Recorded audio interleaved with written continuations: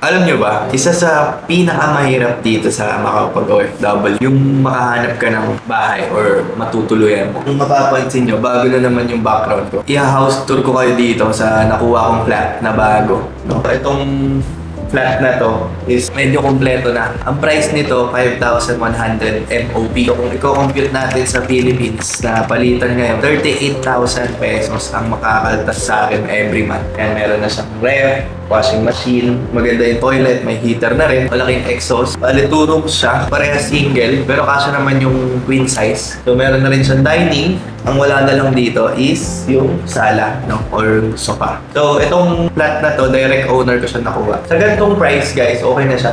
Maganda siya sa ganitong price. Ang maganda kasi pagbaba namin, dyan na yung sakayan. 1 year na tayo dito sa YouTube. Pinakauna kong post, June. Lumipat din ako nun. Siguro ngayon taon, nakatatlong lipat ako. Dun sa tayo pa. Guys, quick house tour. Bigyan ko kayo ng idea kung ano nga ba mga itsura dito ng mga flat. Let's start with the sala. Tapos kumuha akong flat dito sa Macau. Tapos eto, sarili ko na, wala na tayong kasama. Masaya yung 1 year, solid, no? Kung titignan natin yung growth ng YouTube. Wait, sara ko lang yung bintana. Masyadong maingay yung mga... Yan, tahimik na. Yun guys, sobrang nakakatawa kasi ang goal ko lang naman sa YouTube is i-document ko yung mga mangyayari sa akin dito sa ibang bansa. Lahat ng first time na may experience ko, yan, dinocument ko yan dito sa YouTube simula last year. So ngayon, bago na yung kontrata ko sa work, binigyan ulit nila ako ng 2 years, no? So 2 years pa ulit tayo dito sa YouTube. Ay, sobrang grateful ko kasi nakaproduce ako ng 12 video. Pinopost ko rin siya sa ibang social media ko, no? So yung iba ko social media, meron ding growth, no? Kasi naalala ko, dito sa YouTube, last year, ang goal lang natin, sana maka 1,000 subscribers tayo. I hope I can reach 1,000 subscribers this year, diba? So we have 6 months to work on it. It's gonna be my first video. So I still have 6 months to work on it. Tapos, hindi lang pala 1,000 bibigay. Hindi ko expect. Lalo ngayon, di ba? Sobrang dapat scroll na lang. So kung pupunta man sa YouTube, kailangan ma-clickbait mo sila from other application. Di ba? So yun, yung other social media ko, may growth din. Nag 300,000 tayo sa Facebook and 100,000 sa TikTok. Which is, hindi ko rin expect na mangyayari yun. Like for you. No? Dahil nga, yun na naman yung goal. Mag-video ng life dito sa ibang bansa. No?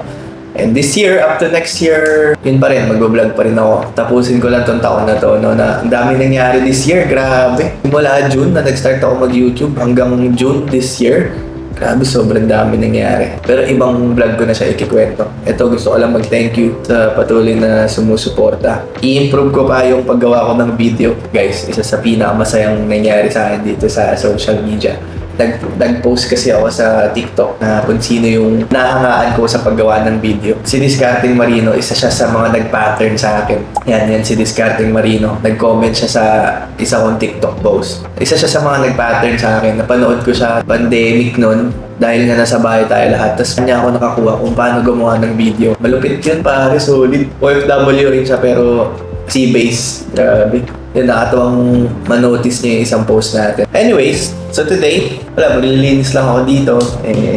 And after ko maglinis, kukuskusin ko yung mga dapat kuskusin dito. Papalitan ko yung mga dapat palitan. Pero so far, maganda yung bahay. Maayos yung tumira. No?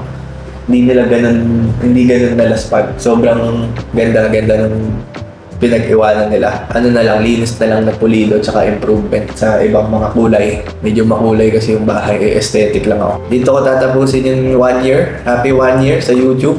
Kung di ka pa nakasubscribe sa YouTube ko, yun, pwede mo akong subaybayan.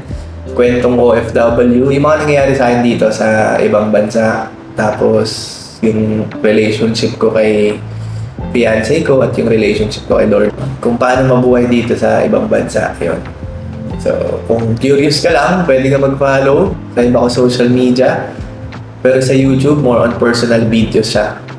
Sa Facebook, ang Facebook ko, more on short form and informative, even sa TikTok. Pero sa YouTube yan, long form yan. Kung gusto ko lang i-document lahat ng mga mangyayari sa akin bilang OFW. Para pag natapos yung kontrata ko dito, meron ako mga babalikan na memorya.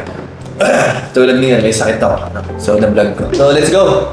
2 years ulit tayo dito. You can comment down below kung nasan ka ngayon, kung saan mo ito napanood. Anyways, update lang pala kay Nika. Yun, LDR pa rin kami.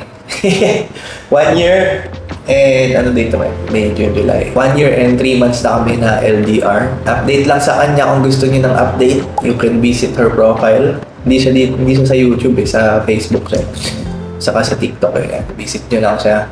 And maraming salamat. At kita-kits tayo hanggang next year. 2 years pa tayo dito sa Macau. Peace and love guys. And don't forget to be kind to everyone.